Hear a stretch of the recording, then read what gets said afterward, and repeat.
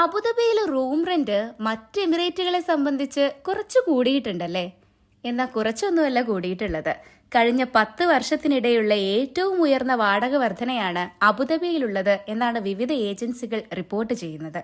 വില്ലകൾക്ക് 10%, അപ്പാർട്ട്മെന്റുകൾക്ക് 16%വുമാണ് ശരാശരി വർധനയെങ്കിലും ചിലയിടങ്ങളിൽ വില ഇതിലും കൂടുതലാണ്. അതേസമയം ആവശ്യക്കാരുടെ എണ്ണവും വർഷത്തിൽ 9% വീതം കൂടുന്നുണ്ട്.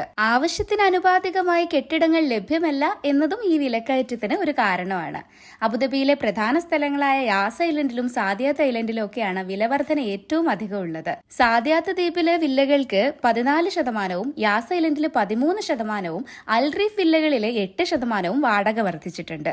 അപ്പാർട്ട്മെന്റ് വിഭാഗത്തില് യാസ് ഐലൻഡിൽ 15%വും സാദിയാത്തിൽ 14%വും റീം ദ്വീപിൽ 12%വും വർധനയുണ്ടായിട്ടുണ്ട്. അതുപോലെ തന്നെ ഈ വർഷം രണ്ടാം പകുതിയിൽ അബുദാബിയുടെ മറ്റു ഭാഗങ്ങളിൽ ശരാശരി അപ്പാർട്ട്മെന്റ് വാടക 6.6% ഉയർന്നപ്പോൾ വില്ല വാടക 2.5% ഉയർന്നിട്ടുണ്ട്. അതായത് അബുദാബിയിൽ ബെഡ്റൂമുകളുള്ള അപ്പാർട്ട്മെന്റിന് ശരാശരി വാർഷിക വാടക 66,500 ദിർഹമാണ്.